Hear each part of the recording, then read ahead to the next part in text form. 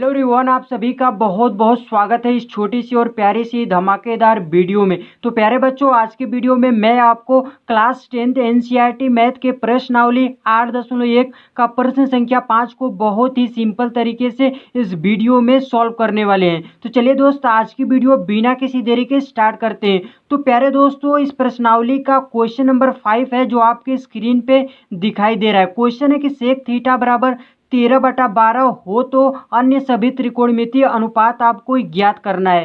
कहने का मतलब सिंपल सा मतलब है दोस्तों कि एक त्रिकोणमितीय अनुपात का आपको मान दिया गया है, तो शेष अन्य त्रिकोणमितीय अनुपात का आपको मान ज्ञात करना है। तो अब बारी आती है कि सर कुल कितने त्रिकोणमितीय अनुपात होते हैं। तो माय डियर स्टूडेंट, कुल आपके पास 6 त्रिकोणमितीय अनुपात ट्रिग्नोमेट्री रेशियो होते हैं।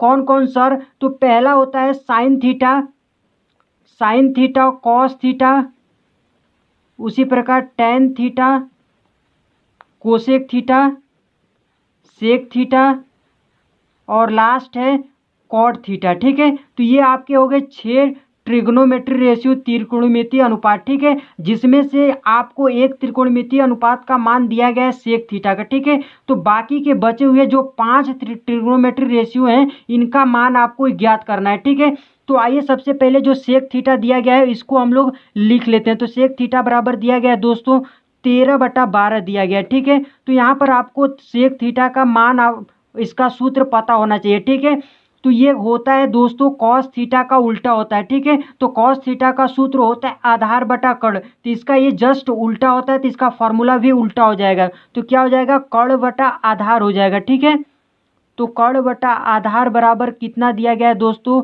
13/12 दिया गया है। कितना दिया गया है? 13/12 दिया गया है। ठीक है, तो अब क्या करेंगे दोस्तों, एक समकोण त्रिभुज बनाएंगे, क्योंकि हमारा पूरा का पूरा जो ट्रिग्नोमेट्री चैप्टर है दोस्तों पूरा समकोण त्रिभुज पर क्या है? आधारित है। ठीक है, तो यहाँ पर अब क्या करेंगे, कर्ण दिया गया है। कितना दिया गया है दोस्तों? ये मान लेते हैं थीटा। कितना? थीटा एंगल है और ये 90 अंश है। ठीक है, तो 90 अंश के ठीक सामने वाली भुजा क्या होती है? कर्ण होती है, जो कि कितना दिया गया? कंपैरिजन करेंगे दोस्तों, यहाँ पर दोनों पक्षों में तुलना करेंगे तो कर्ण कितना आपके पास हो जाएगा? हाइपोटेनस आ जाएगा आपके पास 13, और आधार जो कि बेस इसको कहते हैं, आधार कितना आ जाएगा? तुलना करने पर 12 आ जाएगा। ठीक है, तो अब यहाँ पर रख देंगे। तो 90 अंश के ठीक सामने वाली भुजा कर्ण होती है, जो कि सबसे लंबी भुजा होती है, तो कितना दिया गया है? 13, और थीटा के जस्ट सामने वाली भुजा लंब होती है, तो लंब कितना दिया गया है? नहीं दिया गया, तो मान लेते हैं कितना है? यक्स दिया गया, और आधार दिया गया कितना? 12। तो अब क्या करेंगे दोस्तों, इस त्रिभुज में हम पाइथागोरस प्रमेय लगाकर यक्स की वैल्यू बड़े आराम से निकाल सकते हैं। ठीक है, तो यक्स की यहाँ पर हमको लंब की जरूरत पड़ेगी, तो दोस्तों आइए हम सबसे पहले पाइथागोरस प्रमेय लगाकर निकाल लेते हैं। ठीक है, तो पाइथागोरस प्रमेय कहता है कि कर्ण का स्क्वायर, तो कर्ण कितना दिया गया? 13 का स्क्वायर बराबर लंब का स्क्वायर प्लस आधार का स्क्वायर करते हैं। ठीक है, तो लंब कितना है? एक्स स्क्वायर प्लस आधार कितना दिया गया है? 12 का स्क्वायर। ठीक है, तो 13 का स्क्वायर करेंगे दोस्तों तो कितना आता है? 169 आता है। ठीक है, अब फिर यक्स स्क्वायर लिखेंगे, अब प्लस का 12 का स्क्वायर करेंगे तो 144 अर्थात 144 आ जाएगा। ठीक है, 144 को इधर लेकर आएंगे तो 169 माइनस 144 हो जाएगा। ठीक है, बराबर में एक्स स्क्वायर कर देंगे। ठीक है, अब घटाएंगे दोस्तों तो कितना आ जाएगा? 9 में से 5 जाएगा, 9 में से 4 जाएगा तो कितना हो जाएगा? 5 हो जाएगा, और इधर घटाएंगे तो कितना हो जाएगा? 6 में से 4 जाएगा तो 2 हो जाएगा। ठीक है, अर्थात एक्स स्क्वायर की वैल्यू कितना आ गया?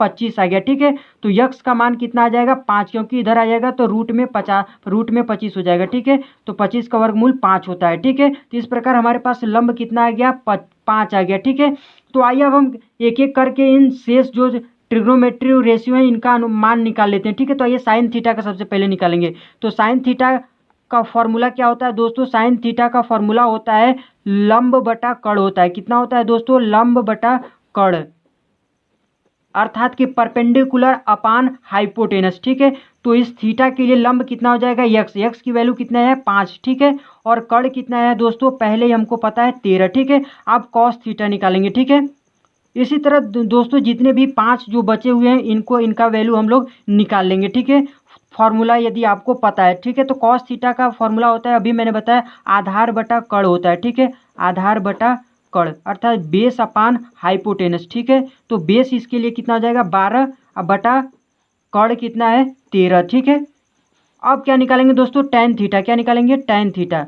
तो टेन थीटा बराबर हो जाएगा लंब बटा आधार होता है। कितना होता है? लंब बटा आधार होता है। ठीक है, लंब बटा आधार, इसको हम लिख लेंगे। ठीक है, तो लंब कितना है दोस्तों, इसके लिए यक्स है लंब, तो यक्स का मान कितना दिया गया है 5 और आधार कितना है 12। ठीक है, अब क्या बचता है कोसेक और कॉट, तो कोसेक थीटा निकाल लेते हैं, तो कॉट थीटा निकालेंगे। ठीक है, तो कॉट थीटा बराबर होता है इसका ये जस्ट वो अपोजिट होता है, उल्टा होता है, रेसिप्रोकल टैन थीटा का। तो इसका फॉर्मूला क्या हो जाएगा, आधार बटा लंब हो जाएगा। ठीक है, क्योंकि जो कॉट थीटा होता है दोस्तों ये टैन का रेसिप्रोकल इनवर्स अर्थात कि प्रतिलोम होता है। ठीक है, उल्टा होता है, एक सिंपल सा कहने का मतलब।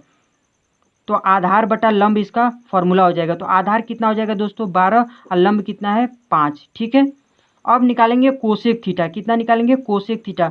तो कोसेक थीटा जो होता है दोस्तों वो साइन थीटा का अपोजिट होता है। ठीक है, तो इसका फॉर्मूला है लंब बटा कड़, तो इसका हो जाएगा कड़ बटा लंब। क्या हो जाएगा, कड़ बटा लंब। ठीक है, तो कड़ कितना है दोस्तों 13 है और लंब कितना है थीटा के लिए x है, तो x का मान कितना दिया गया है 5। तो इस प्रकार से आपने देखा दोस्तों हमने कितना बड़े आराम से शेष ट्रिग्नोमेट्री रेशियो अर्थात त्रिकोणमितीय अनुपात का मान निकाल लिए हैं। ठीक है, तो ये रहा इस क्वेश्चन का कंप्लीट सॉल्यूशन दोस्तों। तो उम्मीद करते हैं ये क्वेश्चन आपको समझ में आया है, तो वीडियो को लाइक कर दीजिएगा। यदि चैनल पे पहली बार आए हैं तो चैनल को सब्सक्राइब करके बेल आइकन जरूर प्रेस कर लीजिएगा, ताकि जब भी मैं वीडियो अपलोड करूं उसका नोटिफिकेशन आपके पास चला जाए। थैंक यू दोस्तों।